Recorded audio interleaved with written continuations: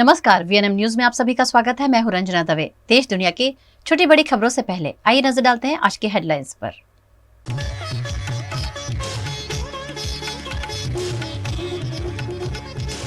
केरल में मिला निपाह का बांग्लादेशी वेरिएंट, इंसानों से इंसान में फैलता है ये वेरिएंट।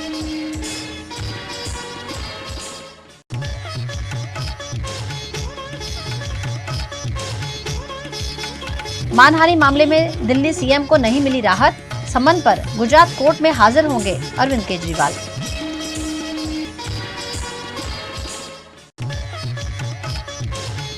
और वडोदरा कांग्रेस के पूर्व अध्यक्ष प्रशांत पटेल ने छोड़ी पार्टी, भारतीय जनता पार्टी में होंगे शामिल।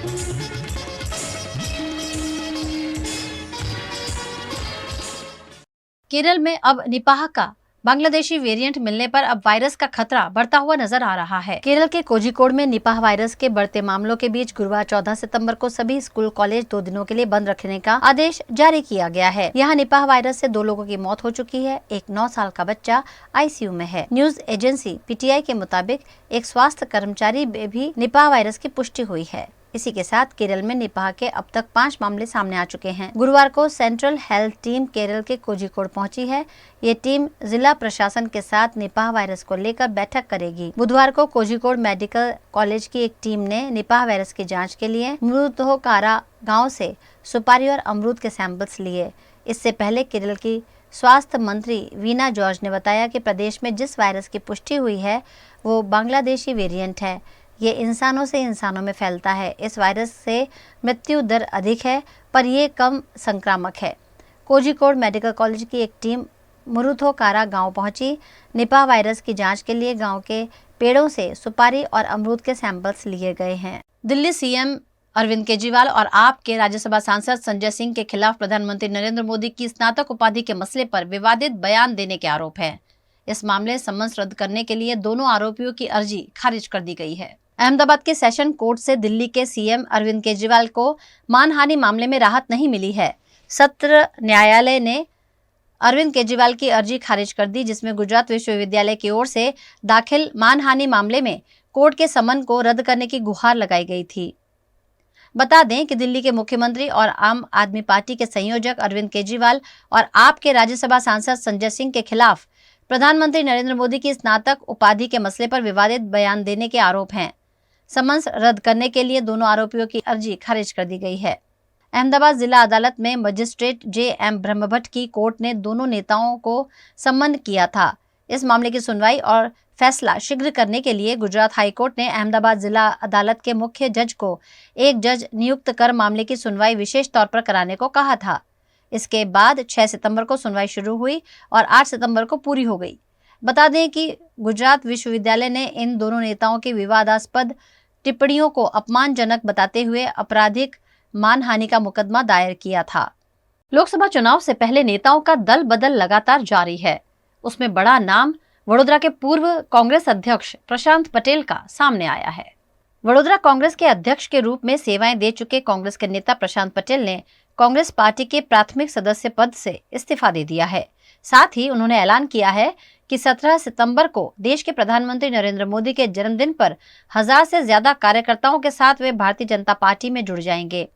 प्रशांत पटेल ने हिंदुत्व के मुद्दे भारतीय जनता पार्टी से जुड़ने की बात कही है। उनके साथ साथ पूर्व अध्यक्ष सुरेश पटेल और भावेश पटेल भी कांग्रेस छोड़कर भाजपा में जुड़ेंगे। मेरी अंतरात्मा ने बोला कि मुझे भारतीय जनता पार्टी में काम करना चाहिए। इसलिए 1-1.5 साल से जो मेरे अंदर एक दुविधा थी कि मुझे क्या करना चाहिए, और वही प्रधानमंत्री जो हमारे हिंदू राष्ट्र का प्रणेता नरेंद्र भाई मोदी जी का 70 तारीख को उनका जन्मदिन है, तो गुजरात के प्रदेश प्रमुख CR पाटिल साहब और बड़ौदा के भारतीय जनता पार्टी के शहर प्रमुख विजय भाई शाह के नेतृत्व में 1000 से ज़्यादा लोगों के साथ हम भारतीय जनता पार्टी ज्वाइन करेंगे और हिंदू राष्ट्र तरफ जो देश आगे बढ़ रहा है। और हिंदू राष्ट्र का मतलब ये नहीं होता है कि सिर्फ हिंदू की बात हो। हिंदू राष्ट्र का मतलब होता है कि देश में रहने वाला, और बंधारण में जो लिखा है, ये देश में रहने वाला हर भारतीय को उनका अधिकार हक मिलना चाहिए। और आपने देखा होगा कि 9 साल से आदरणीय प्रधानमंत्री जी का नेतृत्व है, तो उसमें हर समाज, हर धर्म के लोगों को जो सरकारी लाभ है, इवन रेशन में जो अनाज मिलता है वो भी समाज देख के नहीं मिलता है। तो जब हिंदू राष्ट्र तरफ देश आगे बढ़ रहा है तो उसमें मुझे सहभागी होना चाहिए।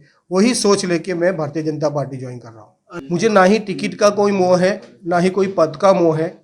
मेरी अंतरात्मा बोल रही है कि मैं एक हिंदू कुल में जन्म लिया है और देश हिंदू राष्ट्र तरफ आगे बढ़ रहा है, तो उसमें मुझे सहभागी होना चाहिए। वही उद्देश्य से मैं भारतीय जनता पार्टी ज्वाइन कर रहा हूँ। गुजरात के युवाओं का आर्थिक शोषण करने वाली ज्ञान सहायक योजना रद्द करने की मांग गुजरात प्रदेश कांग्रेस के अध्यक्ष शक्ति सिंह गोहिल ने सरकार से की है, जिसके लिए एक स्पेशली टेट और टाट की एग्ज़ाम जिन्होंने पास की है, वो इंतज़ार करते थे कि हमें पूरी सैलरी के साथ नौकरी मिलेगी। 30,000 जगह गुजरात में खाली है, 32,000 जगह खाली है, 30,000 टेट और टाट पास किए हुए।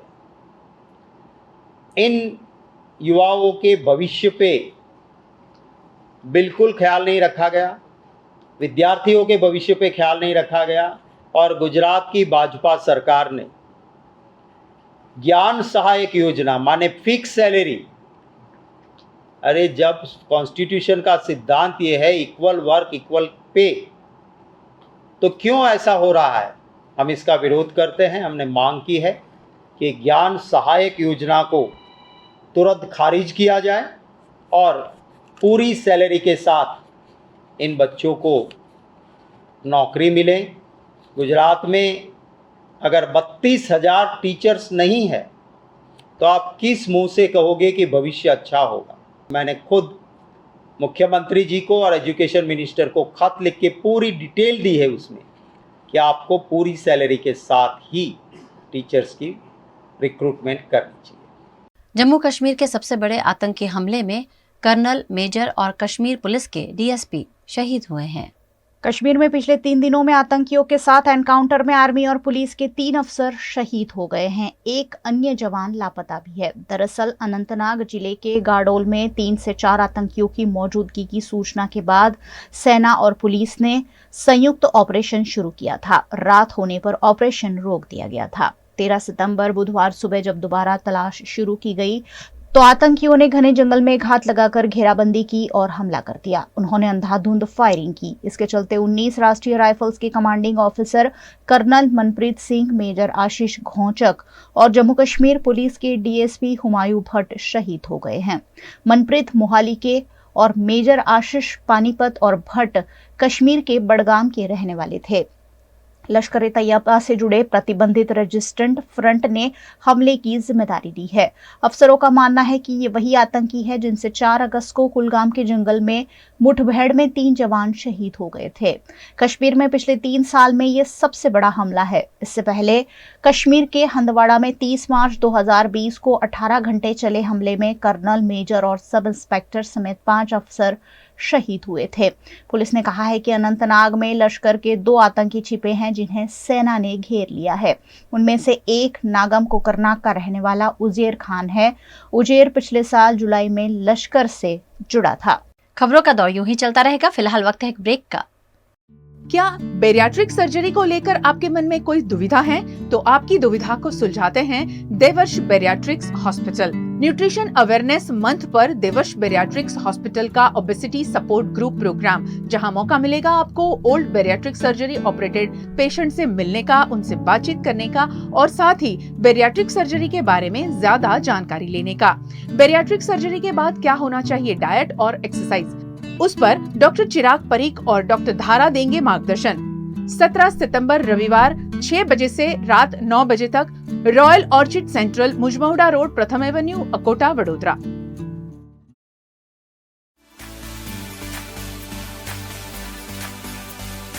भारत यानी जायकों का देश, हर प्रांत का अलग अलग जायका। और अगर बात स्ट्रीट फूड की हो तो कहना ही क्या, क्योंकि हम कुछ भी खा लें, कितने भी बड़े 5 स्टार होटल में खा ले, रेस्टोरेंट में खा ले, मगर स्ट्रीट फूड का मजा अलग ही है। ऐसे ही कुछ खास street food festival F hotel Vadodara में 17 सितंबर तक। एफ होटल वडोदरा में लीजिए इंडिया के स्ट्रीट फूड का जायका। F hotel Vadodara, Sayajiganj, Vadodara. अनेक वर्षोथी सरकारश्री तरफथी अवर्ग धरावती नामांकित Baroda citizen community cooperative credit society સર્વને શાહુકારો તથા પ્રાઇવેટ ફાઇનાન્સરોના આકરા વ્યાજમાંથી મુક્તિ અપાવે છે. ઓછી વત્તી દરેક પ્રકારની આવક ધરાવતા લોકો માટે ઓછા વ્યાજે સરળ હપ્તે અનેક પ્રકારની લોન ઉપલબ્ધ. ફાઇનાન્સ કંપનીઓ કરતા ઘણા ઓછા વ્યાજ. વાર્ષિક વ્યાજ દર 8.5% શરૂ. અનુકૂળતા મુજબના ઈએમઆઈ. લોન માટે સિબિલની પણ જરૂર નથી. પેનલ્ટી વગર લોનની વહેલી ચૂકવણી શક્ય. બચત ખાતા પર પણ આકર્ષક વ્યાજ મેળવો. तुरंत संपर्क करो Baroda citizen community cooperative credit society limited 203B Ivory terrace circuit house ની સામે અલકાપુરી વડોદરા. WhatsApp number 9327109414.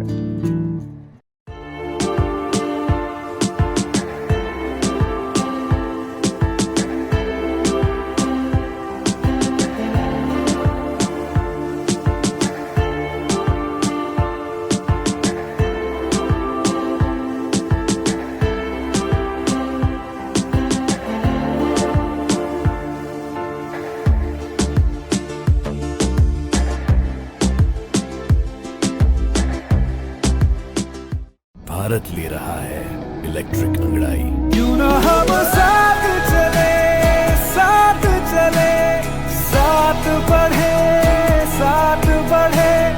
देश मेरे, देश मेरे. देश को ले जाए नई दिशा की ओर. आपका जॉय, भारत का जॉय. વડોદરાના ઘણા વિસ્તારો જેમ કે અકોટા, માંજલપુર, અલકાપુરી, મકરપુરા વગેરે વગેરે વિસ્તારોના લોકો ચિંતામાં છે. આ ચિંતાનું કારણ છે વડોદરાના લોકોમાં વધતી ઈર્ષા.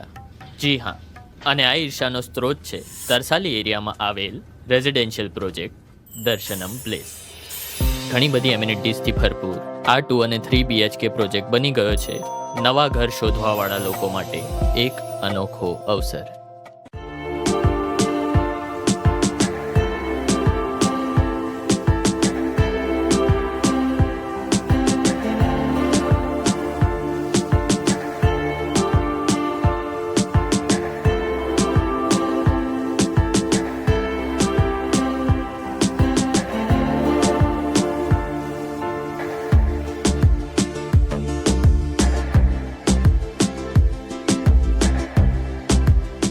भारत ले रहा है इलेक्ट्रिक अंगड़ाई. क्यों न हम साथ चले, साथ चले, साथ बढ़े, साथ बढ़े. देश मेरे, देश मेरे. देश को ले जाए नई दिशा की ओर. आपका जॉय, भारत का जॉय. भारत यानी जायकों का देश. हर प्रांत का अलग अलग जायका, और अगर बात स्ट्रीट फूड की हो तो कहना ही क्या, क्योंकि हम कुछ भी खा लें, कितने भी बड़े 5 स्टार होटल में खा ले, रेस्टोरेंट में खा ले, मगर स्ट्रीट फूड का मजा अलग ही है. ऐसे ही कुछ खास street food festival F hotel Vadodara में 17 सितंबर तक एफ होटल वडोदरा में लीजिए इंडिया के स्ट्रीट फूड का जायका. F hotel Vadodara, Sayajiganj, Vadodara. क्या बेरियाट्रिक सर्जरी को लेकर आपके मन में कोई दुविधा है तो आपकी दुविधा को सुलझाते हैं Devarsh bariatrics hospital. Nutrition awareness month पर देवर्ष बेरियाट्रिक्स हॉस्पिटल का ओबेसिटी सपोर्ट ग्रुप प्रोग्राम, जहां मौका मिलेगा आपको old bariatric surgery operated patient से मिलने का, उनसे बातचीत करने का और साथ ही बेरियाट्रिक सर्जरी के बारे में ज्यादा जानकारी लेने का. बेरियाट्रिक सर्जरी के बाद क्या होना चाहिए, डाइट और एक्सरसाइज, उस पर डॉक्टर चिराग परीक और डॉक्टर धारा देंगे मार्गदर्शन. 17 सितंबर रविवार 6 बजे से रात 9 बजे तक रॉयल ऑर्चिड सेंट्रल, मुजमहुड़ा रोड, प्रथम एवेन्यू, अकोटा, वडोदरा. गुजरात के भावनगर के तलाजा के दिहोर से राजस्थान बस दुर्घटना में मारे गए 12 श्रद्धालुओं की अंतिम यात्रा निकाली गई, जिसके चलते यहां दिल दहलाने वाले मंजर देखने मिले. गुजरात के भावनगर जिले के तलाजा तालुका के दिहोर गांव से गोकुल, मथुरा और हरिद्वार की धार्मिक यात्रा निजी ट्रैवल्स ने आयोजित की थी. ये बस राजस्थान के भरतपुर जिले में हादसे का शिकार बनी, जिसमें दिहोर गांव के 10, तलाजा का 1 और भावनगर का 1 मिलकर 12 श्रद्धालुओं की मौत हुई है. इन सभी के शव को उनके गांव लाया गया और उनके अंतिम संस्कार किए गए. इस मौके पर गांव में मातम पसरा हुआ देखने मिला। कौन किसको दिलासा दे, ऐसी इस घटना में दिल दहलाने वाले मंजर सामने आए, जिसमें मारे गए श्रद्धालुओं के परिवार रोते बिलखते नजर आए।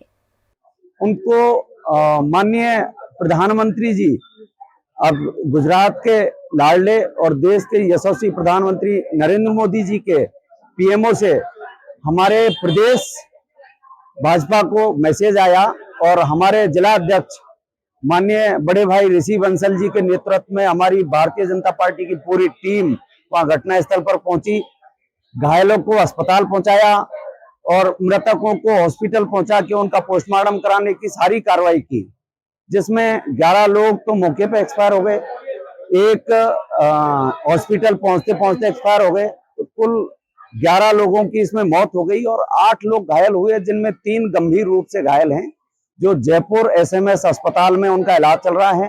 5-6 लोग ऐसे हैं जिनके कम चोटें हैं, जो भरतपुर में उपचाराधीन हैं। गुजरात की वडोदरा महानगर पालिका की स्थायी समिति के नवनिर्वाचित अध्यक्ष डॉक्टर शीतल मिस्त्री पद मिलते ही एक्शन में दिख रहे हैं। 19 सितंबर से गणेश महोत्सव शुरू हो रहा है। गणेश महोत्सव को पूरे वडोदरा में धूमधाम के साथ मनाया जाता है और उतनी ही धूमधाम के साथ गणेश प्रतिमाओं का विसर्जन भी होता है। गणेश प्रतिमाओं के विसर्जन के दौरान जल संसाधन प्रदूषित न हो, इस आशय से पिछले कुछ सालों से वडोदरा में कृत्रिम तालाबों में विसर्जन किया जा रहा है। इसी के तहत वडोदरा कॉर्पोरेशन की स्टैंडिंग कमेटी के अध्यक्ष डॉक्टर शीतल मिस्त्री ने नवलखी मैदान में बनाए जा रहे कृत्रिम तालाब का दौरा किया। डॉक्टर शीतल मिस्त्री ने कृत्रिम तालाब के निर्माण की जानकारी लेते हुए सुचारू रूप से व्यवस्था किए जाने के दिशा निर्देश भी दिए। गणेश विसर्जन दरमियान पर्यावरणનું રક્ષણ થાય અને નાગરિકોના ઉત્સાહમાં કોઈ જાતનો ઘટાડો ન થાય, રંગે ચંગે ગણેશ વિસર્જન થાય એ પ્રમાણેનું આયોજન વડોદરા કોર્પોરેશન દ્વારા કરવામાં આવ્યું છે। 4 અલગ અલગ ઝોનમાં 4 કૃત્રિમ તળાવો ઊભા કરવામાં આવ્યા છે। આજે આ નવલખી ગ્રાઉન્ડનું જે તળાવ છે 7000 ચોરસ મીટરમાં આ તળાવ બનાવવામાં આવ્યું છે। 18 ફૂટ ઊંડું તળાવ છે, એટલે 18 ફૂટ સુધીની મૂર્તિઓ, અને આમ તો મોટી મૂર્તિ હોય તે પણ એને સ્લાન્ટિંગ કરીએ તો અંદર સમાઈ જશે, એ પ્રમાણેનું આયોજન કરવામાં આવ્યું છે। આખા તળાવમાં HDPની સીટ લગાડી છે, જેથી અંડરગ્રાઉન્ડ વોટરનું પોલ્યુશન ન થાય, પર્યાવરણનું રક્ષણ થાય, એ પ્રમાણેનું આયોજન કર્યું છે। તળાવની ચારે બાજુ બેરિકેડિંગ છે, ચારે બાજુ ફ્લડ લાઇટ છે। તળાવને ફરતે 18 જેટલી ક્રેનો ઊભી રાખવામાં આવશે, 18 જેટલા તરાપાની વ્યવસ્થા છે।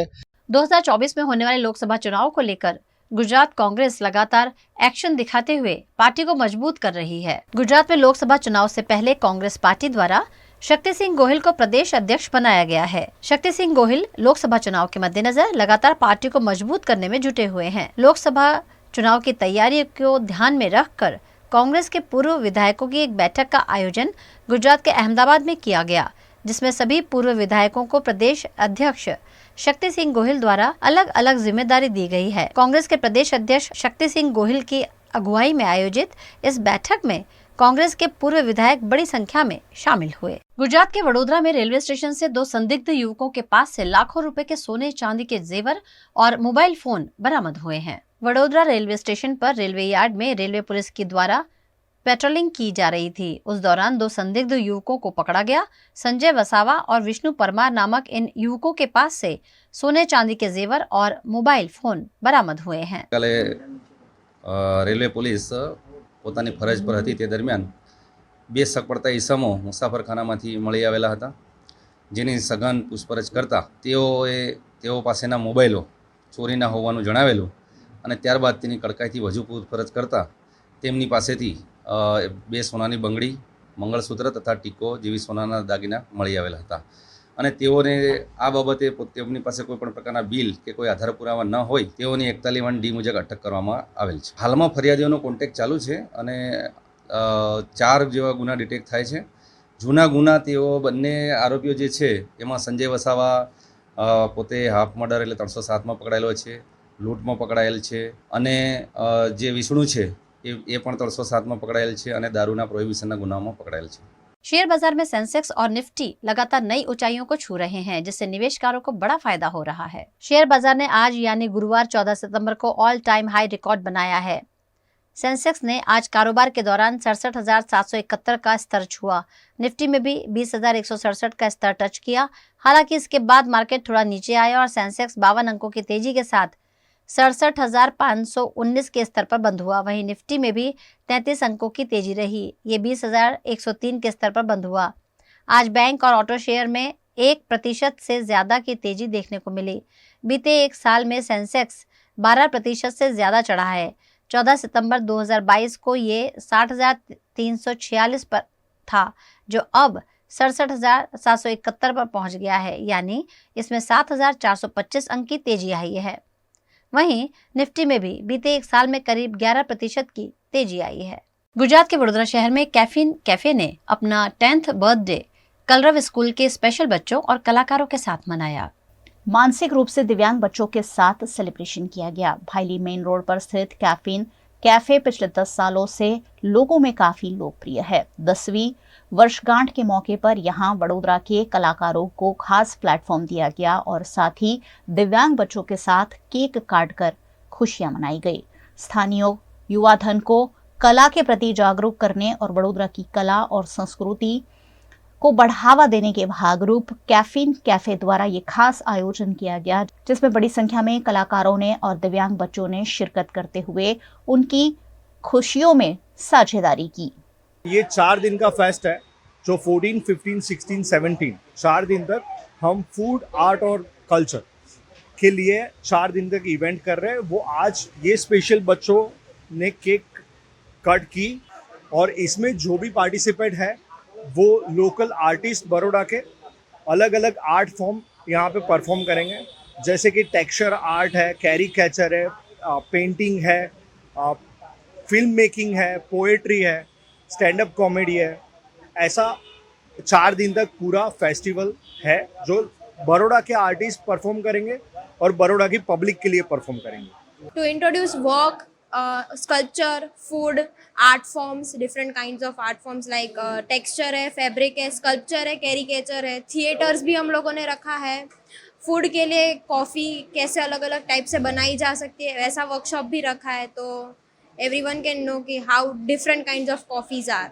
गणेश जी की स्थापना में अब चंद दिन ही बाकी रहे हैं, जिसके चलते वडोदरा शहर में जगह जगह गणेश जी की प्रतिमा का आगमन हो रहा है। गणेश उत्सव के चलते वडोदरा के महाकाल युवक मंडल द्वारा गणपति जी की आगमन यात्रा निकाली गई। एयरपोर्ट सर्कल से यात्रा का शुभारंभ किया गया, जिसमें केरल के ढोल और डीजे की ताल पर भक्तगण झूमते नजर आए। संदीप सोसाइटी पर गणपति जी की कपूर आरती की गई। इस मौके पर महाकाल मंडल के तमाम सदस्य बड़ी संख्या में जुड़े। અમે છેલ્લા 11 વર્ષથી આ ગણેશ ચતુર્થીનું આયોજન કરીએ છીએ અને નરેન્દ્ર મોદીના કહેવાથી જે આ યોજના કરી છે ઇકો ફ્રેન્ડલીની, એ છેલ્લા 5 વર્ષથી અમે ઇકો ફ્રેન્ડલી મૂર્તિનું આયોજન કરીએ છીએ અને આ વખતે કંઈક અમે તમિલનું અમને કંઈક જાણવા મળ્યું, એ પ્રમાણે અમે આ જે તમિલનું નિર્ણય લીધો આયોજન કરવાનો, એ અમારા મંડળે કર્યો છે અને મને એવું લાગે છે કે એ કરવાથી અમને ઘણું બધું જાણવા મળ્યું। એટલે गणपति बप्पा मोरया। गुजरात के वडोदरा की तालुका पंचायतों में प्रमुख और उप प्रमुख पद के लिए उम्मीदवारों का चयन किया गया। झगड़िया तालुका पंचायत में प्रमुख और उप प्रमुख की 2.5 वर्ष की समय अवधि पूर्ण होने पर नए अधिकारियों के चुनाव का आयोजन किया गया, जिसमें बीजेपी के उम्मीदवार जयेंद्र वसावा 19 मतों से विजेता बने। वहीं उप प्रमुख पद के लिए सोनल राज कारोबारी अध्यक्ष के तौर पर श्रीमती विद्या वसावा का चयन किया गया। तमाम पदाधिकारी ने अपनी जीत के लिए अधिकारियों और जनता का आभार व्यक्त किया। CR पाटिल साहेब તેમજ વિધાનસભાના ધારાસભ્ય રીતેશભાઈ વસાવા સાહેબ, અટોદરિયા સાહેબ તેમજ તાલુકા પંચાયતના તમામ સભ્યશ્રીઓ અને ઝઘડિયા તાલુકાની જનતાનો અમે હૃદયપૂર્વક આભાર માનીએ છીએ। साथ ही डभोई तालुका सेवा सदन में भी प्रमुख और उप प्रमुख के चुनाव की प्रक्रिया संपन्न हुई। डभोई में राजेंद्र कुमार तड़वी प्रमुख पद के लिए चुने गए। वहीं उप प्रमुख पद के लिए राकेश ठाकुर का चयन किया गया। छाया सोनी कारोबारी अध्यक्ष, कोमल पटेल पक्ष के नेता, रई तलाविया को दंडक के रूप में नियुक्त किया गया। इन तमाम पदाधिकारी को माला पहनाकर शुभकामनाएं दी गईं। वडोदरा के बोडेली तालुका पंचायत प्रमुख के तौर पर डॉक्टर शीतल कुंवरबा महाराउल और उप प्रमुख पद पर संजय राठवा का चयन किया गया। 2.5 वर्ष का कार्यकाल पूर्ण होने से पहले ही कांग्रेस के 5 सदस्य भाजपा में जुड़ गए थे, जिसके चलते भाजपा के सदस्यों की संख्या 21 हो गई है। प्रमुख और उप प्रमुख पद के लिए एक उम्मीदवारी पत्र ही भरा गया था, जिसके चलते प्रमुख और उप प्रमुख के लिए बीजेपी के उम्मीदवारों का निर्विरोध चयन हुआ है। निर्विरोध चुने गए उप प्रमुख और प्रमुख की आतिशबाजी डीजे के साथ भव्य विजय यात्रा निकाली गई। અમે અમારી રીતે જે રીતે પંચાયતનું કામ થતું હશે એમાં પારદર્શકતા રાખી અને બધું જ કામ અમે કરીશું એવી અમારી 2.5 વર્ષ એટલી અમારી પ્રયત્ન હશે। अखिल भारतीय विद्यार्थी परिषद के राष्ट्रीय मंत्री होशियार सिंह मीणा गुजरात के वडोदरा में हैं। इस दौरान उन्होंने एमएस यूनिवर्सिटी के छात्रों के हित में कई मुद्दे उठाए। गुजरात के वडोदरा की विश्व प्रसिद्ध एमएस यूनिवर्सिटी में कई सालों से स्टूडेंट यूनियन इलेक्शन नहीं कराए गए हैं। इसी बीच वडोदरा आए अखिल भारतीय विद्यार्थी परिषद के राष्ट्रीय मंत्री होशियार सिंह मीणा ने जल्द ही छात्र संघ चुनाव कराने की मांग की है। होशियार सिंह मीणा ने एबीवीपी के छात्र नेताओं से मुलाकात कर स्टूडेंट लीडरशिप पर भी विचार विमर्श किया। जो ये कैंपस लीडरशिप मीट है, इसमें छात्रों की समस्याओं को लेकर, छात्रों में क्या क्या चीज़ें आने वाले समय में विद्यार्थी परिषद को करनी है, उनको लेकर चर्चा हुई है। साथ ही छात्र संघ चुनाव में विद्यार्थियों की भागीदारी और छात्र संघ चुनाव मजबूती के साथ में सरकार को कराने चाहिए। इसको लेकर विद्यार्थी परिषद की भी रणनीति और आगामी समय में हम मजबूती के साथ में इस कैंपस में विद्यार्थी परिषद जीत के सामने आएगी और मजबूती के साथ छात्र संघ के चुनाव लड़ेगी। अभी देखिए चुनाव का अभी समय आने वाला है, जल्दी डेट भी डिक्लेयर होगी और मजबूती के साथ में विद्यार्थी परिषद छात्र संघ चुनाव लड़ेगी। और परिषद का छात्र संघ का चुनाव एकमात्र कार्यक्रम है। हमारे साल भर वर्ष भर कार्यक्रम चलते रहते हैं, तो ये हमारे लिए एक निमित्त कार्यक्रम की तरह है। हमारे लिए ये जरूरी नहीं है, लेकिन हाँ छात्रों के लिए जरूरी है, तो छात्र संघ चुनाव होने चाहिए साधारण। विद्यार्थी परिषद का तो विरोध तो हाँ बिल्कुल करेगा ही, लेकिन जरूरी नहीं है कि छात्र संघ चुनाव हो। अन्य कार्यक्रमों के माध्यम से छात्रों में कैसे आनंदमय सार्थक छात्र जीवन बनाया जाए, छात्रों के लिए सुगमता से पढ़ाई हो और अन्य एक्टिविटीज़ के माध्यम से पर्सनैलिटी डेवलपमेंट हो, इन चीज़ों को लेकर विद्यार्थी परिषद हमेशा से अन्य कार्यक्रम करती आई और करती रहेगी। छात्र संघ चुनाव एकमात्र कार्यक्रम है, लेकिन इसके माध्यम से जरूर नहीं है कि यही होना जरूरी भी है। कई बार छात्र संघ के चुनाव के माध्यम से कई जगह नहीं होते, तो वहाँ भी विद्यार्थी परिषद काम करता है। लेकिन हाँ विद्यार्थी परिषद की मांग है कि छात्र संघ के चुनाव होने चाहिए। तो विद्यार्थी परिषद की कई सब लोग मिलकर के तय करेंगे। आंदोलन की जरूरत पड़ी तो आंदोलन करेंगे, अन्य चीज़ों की जरूरत पड़ी तो अन्य चीज़ करेंगे। वो तो सारी चीज़ें आपको आगामी समय में देखने को मिलेंगी। श्रावण महीने के अंतिम दिवस के मौके पर वडोदरा वकील मंडल द्वारा भगवान सत्यनारायण की कथा का आयोजन किया गया। श्रावण महीने में धार्मिक आयोजन की देश भर में पुरानी परंपरा है। गुजरात में श्रावण महीने का आज अंतिम दिन है। इस खास मौके पर वडोदरा वकील मंडल द्वारा वडोदरा कोर्ट में भगवान सत्यनारायण की कथा का आयोजन किया गया। ये कथा वकील हाउस में आयोजित की गई, जिसमें बड़ी संख्या में वकील मंडल के सदस्य शामिल हुए।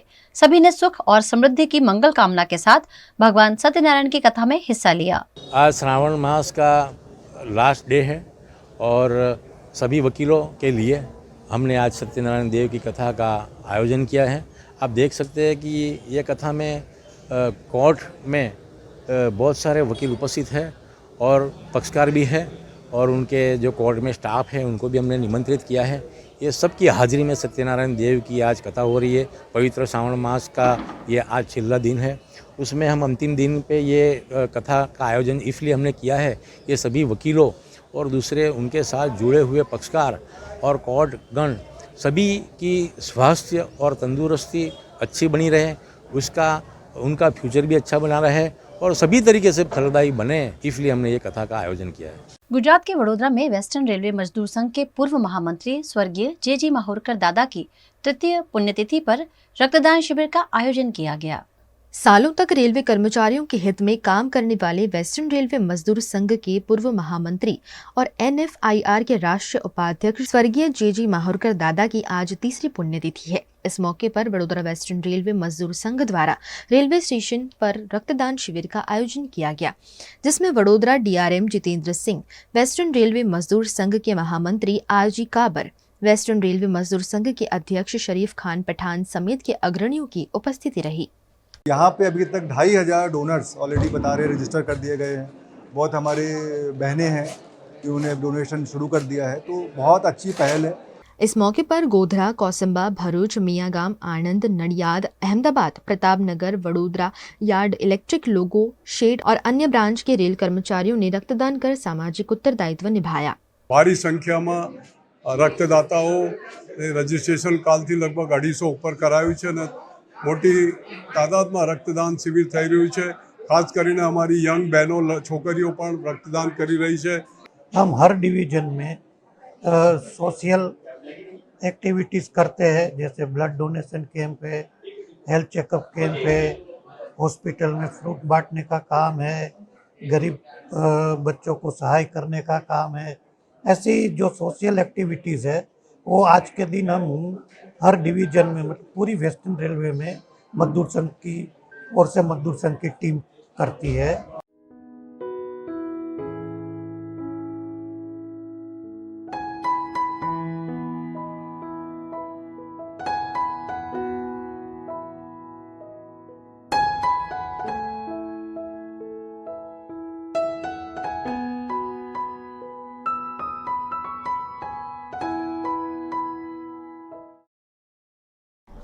नमस्कार, आप सभी का हृदय से स्वागत है। आओ हम सब मिले हिंदी को आत्मसात करें। आओ हम सब मिले हिंदी को आत्मसात करें। द्वेष को मन से मिटा दें, नया प्रभात करें। जब एक है हमारी माँ और उसका आंचल, तो क्यों न राजभाषा हिंदी में ही बात करें। साथियों, नमस्कार एक बार फिर से। आज की इस काव्य संध्या में हमारे साथ उपस्थित हैं हिंदी के पुरोधा डॉक्टर माणिक मृगेश जी। सर, आपका हृदय से हम स्वागत करते हैं। हमारे साथ है आदरणीय दीपक नायकवाड़े साहब, आपका हृदय से हम स्वागत करते हैं। बात जब हिंदी की होती है तो सबसे पहले यही पर्याय के रूप में निकलता है कि सबसे मीठी बोली, उसकी जो अलग अलग बोलियां हैं उनमें जो मिठास है उस सब से हम परिचित हैं, और मेरी इस बात से आप भी पूर्ण रूप से सहमत होंगे। राजभाषा हिंदी को एक ऊंचाइयों तक पहुंचाने का काम किया है डॉक्टर माणिक मृगेश जी ने। तो क्यों ना आज के कार्यक्रम का आरंभ हम करते हैं डॉक्टर माणिक मृगेश जी से। उन्हीं के मुखारबिंद से सुनते हैं हिंदी की बात। हिंदी भाषा देशज भाषा, निज भाषा अपनाएं, खुद ऊंचा उठे, राष्ट्र को भी ऊंचा ले जाएं। वाह, क्या हिंदी दिवस की आप सभी को बहुत बहुत शुभकामनाएं। मित्रों, जब हमारा देश 15 अगस्त 1947 को स्वतंत्र हुआ तो एक राष्ट्रगान, एक राष्ट्रध्वज और एक राष्ट्र प्रतीक की समानांतर एक भाषा की बात सामने आई तो बहुत सारी बहसें हुई, इस पर गोष्ठियाँ हुई, संगोष्ठियाँ हुई। डॉक्टर राजेंद्र प्रसाद जी संविधान सभा के अध्यक्ष थे और डॉक्टर BR अम्बेडकर प्रारूपण समिति के अध्यक्ष थे। तो सबने पाया कि भाई अगर हिंदी को हम राष्ट्रभाषा घोषित कर देंगे तो थोड़ा सा इसमें मतभेद हो सकते हैं, क्योंकि भारत में 3 भाषा परिवारों की भाषाएं बोली जाती हैं, द्राविड़ परिवार, बहुरूपी परिवार और दलित परिवार। इसलिए एक परिवार की भाषा को अगर राष्ट्रभाषा घोषित कर दिया गया तो मतभेद हो जाएंगे। इसलिए हिंदी, जिसका विकास वैदिक संस्कृत से संस्कृत, पाली, प्राकृत अपभ्रंश होते हुए हुआ है और इसकी शब्दावली 16 भाषाओं से, संविधान की 8वीं अनुसूची में 22 भाषाएं हैं, उनमें से 16 भाषाओं की शब्दावली हिंदी से मिलती जुलती है। इसीलिए हिंदी को संविधान के 17वें अनुभाग में धारा 343 के अंतर्गत राजभाषा का दर्जा दिया गया। राजभाषा यानी केंद्र सरकार के अधीन आने वाले मंत्रालयों, विभागों, सरकारी निगमों, निकायों के सरकारी कर्मचारियों पर ये हिंदी राजभाषा लागू होगी। जहाँ जहाँ देश में भारत सरकार के कार्यालय हैं, बैंक हैं, इंश्योरेंस कंपनीज हैं, उपक्रम हैं, उन पर राजभाषा लागू होगी। तो देश की सरकारी कामकाज की भाषा हिंदी होगी, सह राजभाषा अंग्रेजी होगी और प्रांत सरकारें अपने यहाँ की प्रांतीय भाषा का प्रयोग कर सकती हैं। तो धारा 343 के अंतर्गत हिंदी को राजभाषा का दर्जा दिया गया और उसकी परिभाषा बताई गई, उसकी शब्दावली बताई गई, उसका स्वरूप बताया गया कि राजभाषा से तात्पर्य कोई साहित्यिक हिंदी से नहीं है, एक काम चलाऊ हिंदी से है। इसकी शब्दावली का निर्माण मूलतः संस्कृत के धातुओं में उपसर्ग और प्रत्यय लगा करके किया जाएगा और गौणतः इसमें प्रचलित भारतीय भाषाओं के शब्दों को भी अंगीकार किया जा सकेगा। मुझे आज एक मीटिंग में लेक्चर देना है, मीटिंग और लेक्चर अंग्रेजी के शब्द हैं लेकिन पूरा देश समझता है, तो मीटिंग और लेक्चर को देवनागरी लिपि में लिख दीजिए, राजभाषा हिंदी होगी। और आज बड़ोदरा में धमाल हो गया, धमाल गुजराती शब्द है लेकिन चूँकि पूरा देश समझ रहा है धमाल का अर्थ कुछ दंगा होता है। और मुंबई में लफड़ा हो गया, लफड़ा मराठी शब्द है लेकिन इसका प्रयोग किया जा सकता है। अरे भाई सलमान खान से क्यों पंगा लेते हो, पंगा पंजाबी शब्द है, इसका प्रयोग किया जा सकता है। तो राजभाषा से तात्पर्य साहित्यिक हिंदी से नहीं है, एक काम चलाऊ हिंदी से, जो आप कहना चाहते हैं, जिससे कहना चाहते हैं, आपकी बात को समझ भर लें। इस तरह से राजभाषा बड़ी सीधी सादी भाषा है। तो हिंदी दिवस 14 सितंबर को यह व्यवस्था की गई थी। 14 सितंबर 1949 को संविधान के 17वें अनुभाग में धारा 343 के अंतर्गत हिंदी को राजभाषा का दर्जा दिया गया था। तो राजभाषा दिवस यानी हिंदी दिवस 14 सितंबर होता है। और एक लोगों को मतभेद होता है कि विश्व हिंदी दिवस 10 जनवरी को होता है। 10 जनवरी 1975 को वर्धा में पहला विश्व हिंदी सम्मेलन आयोजित किया गया था, उसकी यादगार में हर वर्ष 10 जनवरी को विश्व हिंदी सम्मेलन और विश्व हिंदी दिवस मनाया जाता है। इसलिए 10 जनवरी विश्व हिंदी दिवस और 14 सितंबर हिंदी दिवस राष्ट्रीय स्तर पर। तो इस तरह से 14 सितंबर को पूरा देश हिंदी दिवस मनाता है और आज पूरा राष्ट्र, पूरा भारत के जहाँ जहाँ दूतावास हैं, जहाँ उच्चायुक्त कार्यालय हैं, वहाँ राजभाषा हिंदी के समारोह, राजभाषा हिंदी दिवस मनाया जा रहा है। तो ये राजभाषा की संकल्पना है। बहुत बहुत धन्यवाद डॉक्टर मानिक मृगेश जी ने बहुत ही सुंदर ढंग से प्रकाश डाला और ये अंतर भी बताया लोगों को कि हिंदी दिवस और विश्व हिंदी दिवस का अंतर क्या है। और आइए अब आरंभ करते हैं। हमारे साथ हैं आदरणीय श्री दीपक नायकवाड़े उर्फ दिया साहब। दिया साहब गज़लें कहते हैं और मैं आपको बता दूं कि हिंदी में गज़ल की शुरुआत बहुत पहले हो चुकी थी। यहाँ तक कि कबीर ने भी बड़ी खूबसूरत गज़लें लिखी हैं कि हमन है इश्क मस्ताना, हमन से होशियारी क्या, हमन है इश्क मस्ताना, हमन से होशियारी क्या। तो कबीर से लेके आगे चलते हुए जो दोहे थे, जैसे शेर गज़लों का रूप लेते हैं, वैसे ही दोहों से हिंदी गज़ल जो है उसका विकास हुआ है। तो आइए हम सुनते हैं दीपक नायकवाड़े साहब को। और मैं यही कहूँगी कि गज़ल के लिए अलग अलग शायरों ने बड़ी खूबसूरती से कहा है। किसी ने कहा है कि हमसे पूछो कि गज़ल क्या, गज़ल का फ़न क्या है, चंद लफ्ज़ों में आग छुपा दी जाए। तो आइए देखते हैं कि किस तरह की आग की अभिव्यक्ति अब इस मंच पर होने जा रही है। स्वागत है आपका दीपक साहब। VNM के सभी दर्शकों को मेरा प्रणाम। अब गज़ल का मतला और शेर सुनाऊंगा, बाद में गज़ल सुनाऊंगा। अब गज़ल का मतला है कि ये मालूम है तूने दिल में क्या छुपा रखा है।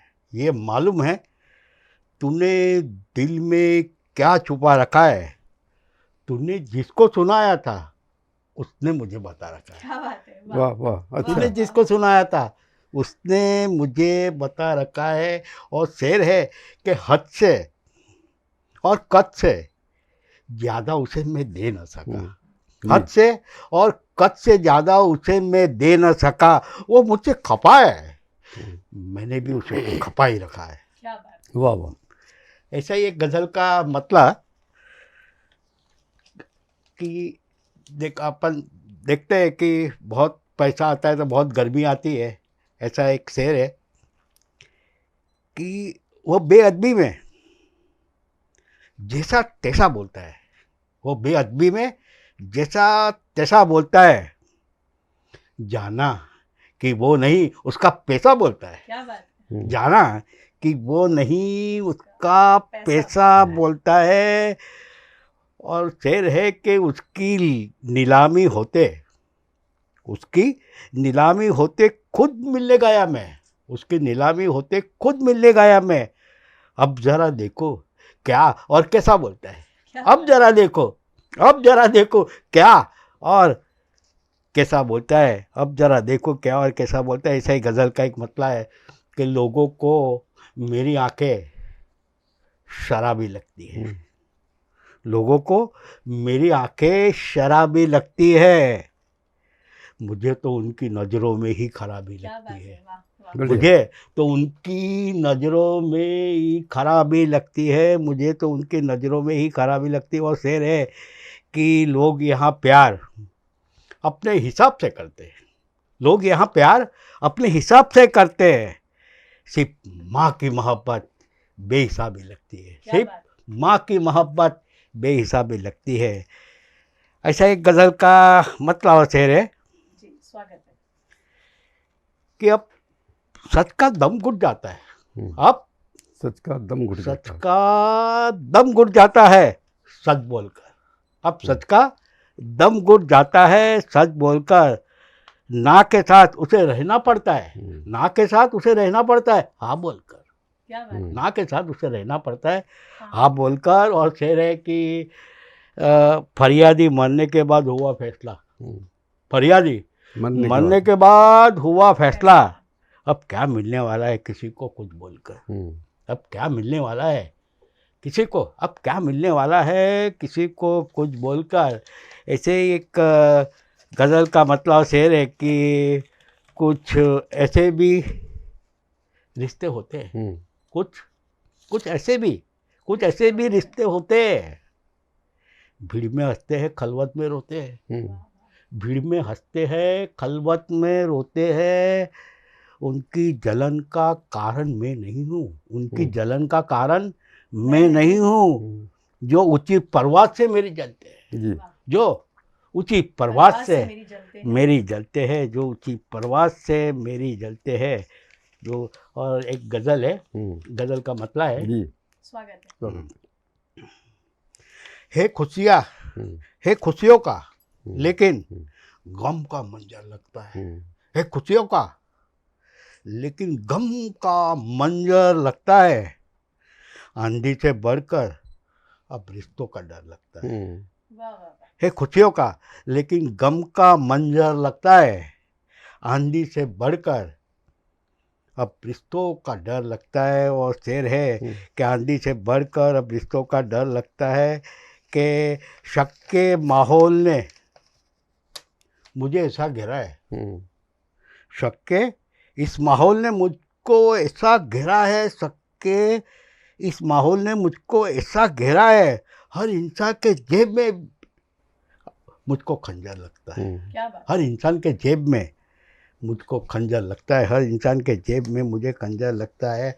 अभी ये शेर मुलाहिजा फरमाना कि अब तो फ़कीरों ने अमीरों की बस्ती में जाना छोड़ दिया है। अब तो फ़कीरों ने अमीरों की बस्ती में जाना छोड़ दिया है। उन अमीरों के पाले हुए कुत्तों से डर लगता है। उन अमीरों के पाले हुए कुत्तों से, उन अमीरों के पाले हुए कुत्तों से बहुत डर लगता है। उन अमीरों के पाले हुए कुत्तों से बहुत डर लगता है। और ऐसा एक शेर है कि दोस्ताना याराना शेर है, आपकी तवज्जो चाहता हूँ कि मुफलिस दोस्त ने खाने की दावत दी मुझको। मुफलिस दोस्त ने खाने की दावत दी मुझको। दिल का बड़ा वो यार मेरा, दिल का बड़ा वो यार मेरा मुझे दिल भर लगता है। दिल का बड़ा वो यार मेरा मुझे दिल भर लगता है। और आखिरी शेर है कि मेरे बच्चों के बच्चे भी, मेरे बच्चों के बच्चे भी मेरी राह तके, मेरे बच्चों के बच्चे भी मेरी राह तके। हाँ, मुझको जन्नत जैसा मेरा अपना घर लगता है। मुझको जन्नत जैसा मेरा अपना घर लगता है। और एक आखिरी शेर है, मुफलिसी का शेर है, और कल नया शेर है एकदम, कि घर में बैठे बैठे मौसम का मिजाज पता चलता है। घर में बैठे बैठे मौसम का मिजाज पता चलता है। आधे से ज़्यादा तो छत मेरा टूटा हुआ रहता है। आधे से ज़्यादा छत मेरा टूटा हुआ रहता है।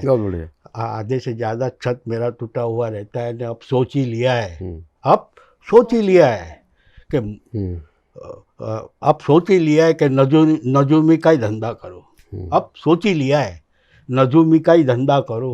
लोगों को कर्मों से ज़्यादा किस्मत पे भरोसा होता है। लोगों को कर्मों से ज़्यादा किस्मत पे भरोसा होता है। शुक्रिया, थैंक यू। क्या बात है। और बहुत ही आपने जो अशार कहे बहुत दिल को छूने वाले थे और एक अलग किस्म के थे। मुझे याद है आपका एक शेर कि 56 भोग से भी बढ़कर मिठाई खाई है, 56 भोग से भी बढ़कर मिठाई खाई है। मैंने बचपन में माँ के हाथों से बड़ी मार खाई है। बहुत ही सुंदर प्रस्तुति आपकी, उसके लिए आपको हार्दिक बधाई। और अब हम चलते हैं आदरणीय डॉक्टर माणिक मृगेशी के पास। मैं आपको बता दूं कि डॉक्टर माणिक मृगेशी हिंदी के प्रचार प्रसार के लिए दृढ़ संकल्प उन्होंने लिया है और राष्ट्रीय स्तर पर ही नहीं बल्कि अंतर्राष्ट्रीय स्तर पर वो बहुत सारे कार्य कर रहे हैं हिंदी के उन्नयन के लिए।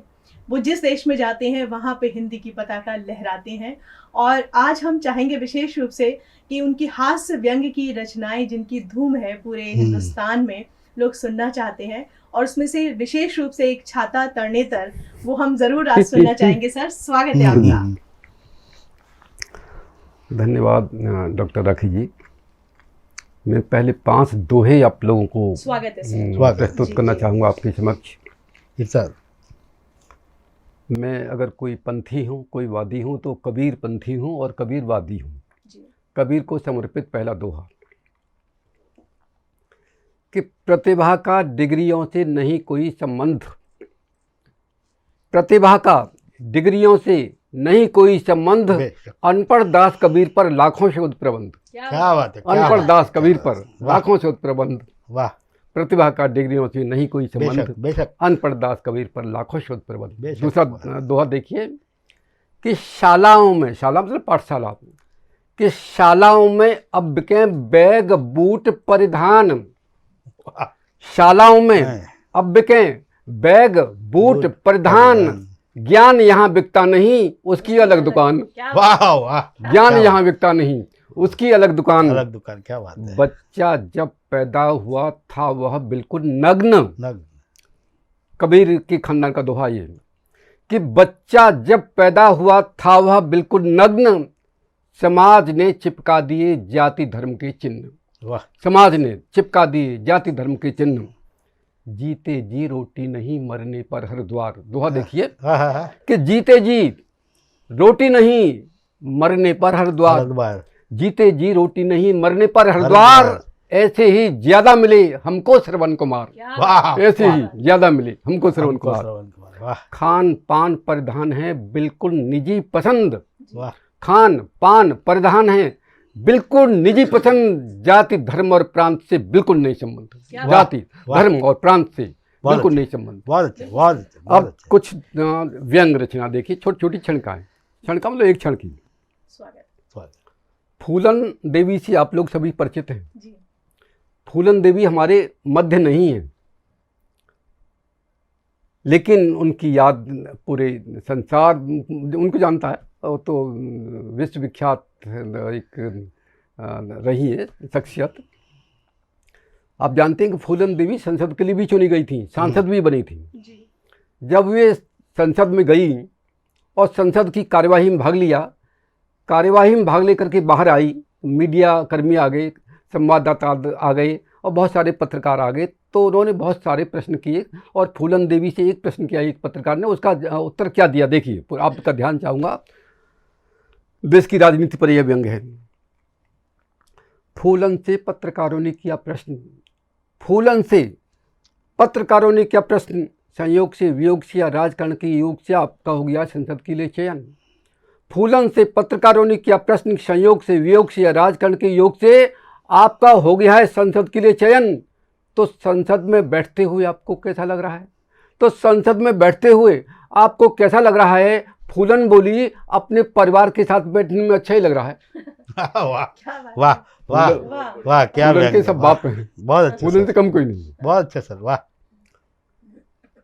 करगिल युद्ध के दौरान दिल्ली के एक अस्पताल में जो ही एक डॉक्टर ने, कि करगिल युद्ध के दौरान दिल्ली के एक अस्पताल में जो ही एक डॉक्टर ने एक घायल सैनिक को खून चढ़ाना चाहा, तो घायल सैनिक ने डॉक्टर को फौरन रोका और उससे टोका, अरे डॉक्टर ये बता, ये खून किसी नेता का तो नहीं? अगर नेता का खून हो तो मत चढ़ाना, क्योंकि अगर नेता का खून चढ़ा दिया तो सरहद पर जाकर के अपना रंग दिखाएगा। अगर दुश्मन ने डाल दिया चारा तो चढ़ने लग जाएगा। वाह। दुश्मन ने डाल दिया चारा तो चढ़ने लग जाएगा, अगर दुश्मन ने दिखा दिया सूटकेस छोड़ देगा बंदूक भाड़ में देश। वाह। इसलिए डॉक्टर किसी घायल सैनिक को किसी नेता का खून मत चढ़ाना भूलकर, चढ़ाना तो किसी किसान जवान नौजवान का खून चढ़ाना, जो खून खून है, जिसमें राष्ट्रीय भावना का एक अद्भुत जुनून है, अद्भुत जुनून है, अद्भुत जुनून है। वाह वाह वाह। और एक छोटी व्यंग देखिए, व्यंग आप हम सभी देखते हैं। घरवाली की मेडिकल जांच के बाद डॉक्टर ने हमें बुलाया, यह हकीकत कविता है बिल्कुल, कि घरवाली की मेडिकल जांच के बाद डॉक्टर ने हमें बुलाया और कान में बताया कि भाई टेढ़ा बच्चा है। कि घरवाली की मेडिकल जांच के बाद डॉक्टर ने हमें बुलाया और कान में ये बताया कि भाई टेढ़ा बच्चा है। हमने कहा जी डॉक्टर साहब तो बहुत अच्छा है। डॉक्टर बोला, रे तू बाप है कसाई, टेढ़े बच्चे की भी कदर बढ़ाई, हमने दी सफाई कि हाँ डॉक्टर साहब, आज के टेढ़े समाज में, आज के इस टेढ़े ज़माने में टेढ़ा ही बच्चा खपेगा, चार को पिटेगा, चार पे पिटेगा और सीधा तो बेचारा पिटेगी पिटेगा। वाह। इसलिए बचन सच्चा और टेढ़ा ही बच्चा अच्छा। बहुत बढ़िया, वाह। जी हाँ, मैं शाकाहारी हूँ, विशुद्ध शाकाहारी हूँ। जी हाँ, मैं शाकाहारी हूँ, विशुद्ध शाकाहारी हूँ, लेकिन कभी कभी पार्टियों में खा लेता हूँ, कभी कभी पी भी लेता हूँ। जी हाँ, मैं शुद्ध शाकाहारी हूँ और मंगल और शनि को छोड़कर अंडे तो खा ही लेता हूँ, लेकिन घर पर नहीं बनाता हूँ। अगर कोई खिलाए तो फिर दिन वार नहीं देखता हूँ, फिर बार बार खाता हूँ, शक्कर खाता हूँ। जी हाँ, मैं विशुद्ध शाकाहारी हूँ। हाँ जी, मैं हुजूर शाकाहारी हूँ, पक्का संस्कारी हूँ। हाँ जी हुजूर, मैं शुद्ध शाकाहारी हूँ, विशुद्ध शाकाहारी हूँ। और अंत में मेला तरणेतर। देखिए मित्रों, यहाँ पर एक सुरेंद्र जिले में एक जगह है थानगढ़, और थानगढ़ के पास एक मेला तरणेतर लगता है। अभी लगने वाला है 18, 19, 20 को, 18, 19, 20 सितंबर को मेला तरणेतर लगने वाला है। तो उस मेले की क्या मतलब एक क्या दास्तान है, उसके पीछे क्या हिस्ट्री है, क्या कथा है, वो मैं अपनी कविता में आपको बताऊंगा। हास्य कविता, विशुद्ध हास्य। कि एक दिन हमारे मित्र भोले हमसे बोले, एक दिन हमारे मित्र भोले हमसे बोले, मृगेश जी कब इस सम्मेलनों की ही हाँकते हो, या कुछ मेला दशहरा 30 त्योहारों के बारे में भी जानते हो? अरे मेला तरणेतर जाइए, जीवन को सरस बनाइए। हमने कहा ठीक है मित्रवर जाएंगे, लेकिन इस मेले की कोई खास खूबी तो बताइए। उन्होंने जो बताया आख्यान आप भी सुनिए श्रीमान, कि इस मेले में आदिवासी अविवाहित युवक, इस मेले में आदिवासी अविवाहित युवक रंग बिरंगा सजा धजा छाता लेकर आते हैं, पूरे मेले में घुमाते हैं। जो युवती, जो तरुणी उनके छाते में आ जाती है, उनका हमेशा के लिए उनकी हो जाती है।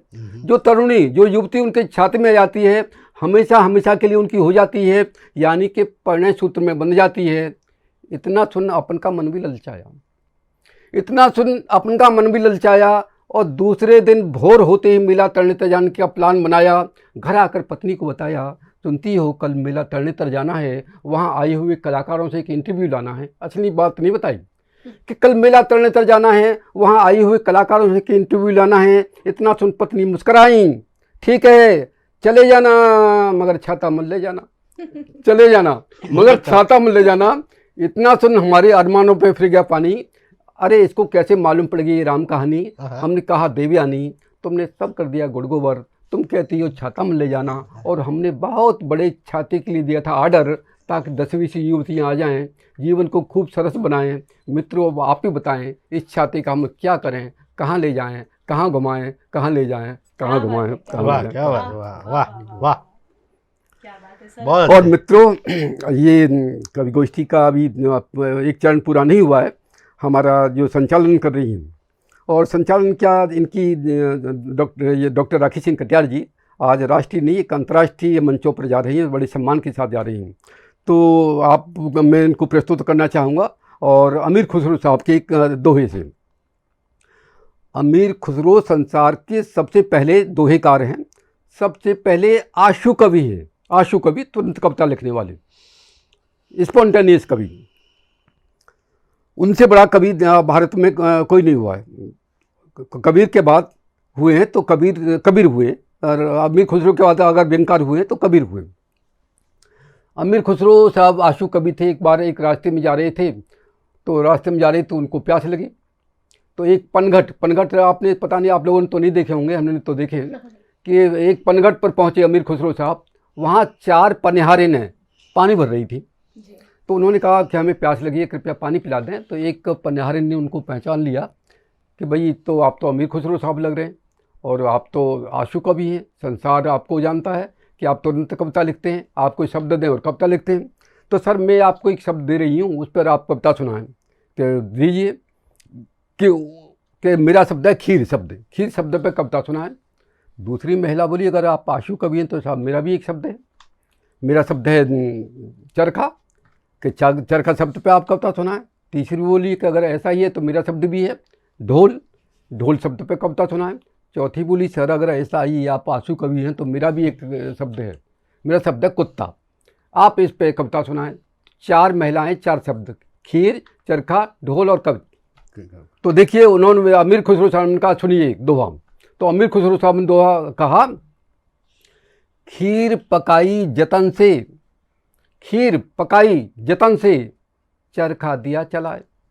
खीर पकाई जतन से, चरखा। चरखा दिया चलाए, आया कुत्ता खा गया, तू बैठी ढोल बजाए, लब पानी पिलाए। वाह वाह वाह। तो मित्रों, ऐसी कवित्री हमारे पास हमारे साथ हैं डॉक्टर राखी सिंह कटियार, जो आपने अपने संचालन में आप देखते हैं ये तुरंत कविताएं बना लेती हैं हर एक के ऊपर। मेरे ऊपर लिखा इन्होंने, अपने दिया जी के ऊपर लिखा।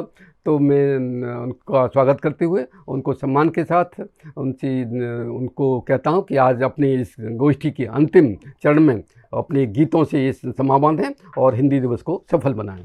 डॉक्टर राखी सिंह कटियार जी। जी बहुत बहुत धन्यवाद सर। सर्वप्रथम एक गीत प्रस्तुत कर रही हूँ आप सबके लिए कि आवरण मन के सारे हटा दीजिए, आवरण मन के सारे हटा दीजिए, आवरण युक्त मन मिल सकेंगे नहीं, बाग संवेदना के लगेंगे मगर, बाग संवेदना के लगेंगे मगर, प्यार के फूल तो खिल सकेंगे नहीं, आवरण मन के सारे हटा दीजिए। और बंदे जी प्रेम का एक क्षण भी बहुत है प्रिय, जी लिया जो इसी में मगन हो गया, जिसका अस्तित्व था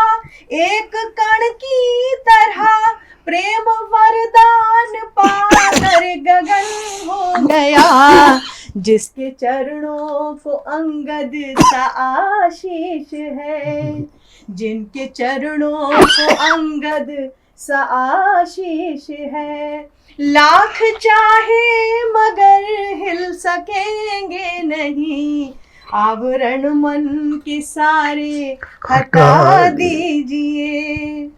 और ये है मीठी चुभन मत भिगोना नयन, मन को शीतल रखो मत लगाओ अगन, राखी भाषा कोई भी समझती न हो, प्रेम की दिव्य भाषा समझता है मन, घाव दो चार देंगे तुम्हें लोग सब, घाव दो चार देंगे तुम्हें लोग सब, घाव सारे मगर छिल सकेंगे नहीं, आवरण मन के सारे हटा दीजिए, आवरण युक्त मन मिल सकेंगे नहीं, बाग संवेदना के लगेंगे मगर, प्यार के फूल तो खिल सकेंगे नहीं,